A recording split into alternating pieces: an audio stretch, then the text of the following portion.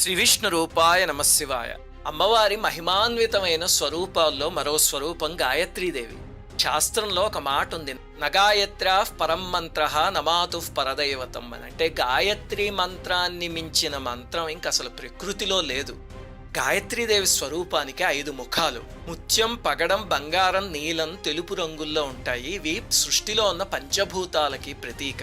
అమ్మవారికి 10 చేతులు ఉంటాయి. వరద అభయహస్తాలు, 2 తామర పువ్వులు ఉంటాయి. మిగతా చేతుల్లో అంకుశము, కొరడ, కపాలం, గద, శంఖం, చక్రం అవన్నీ ఉంటాయి.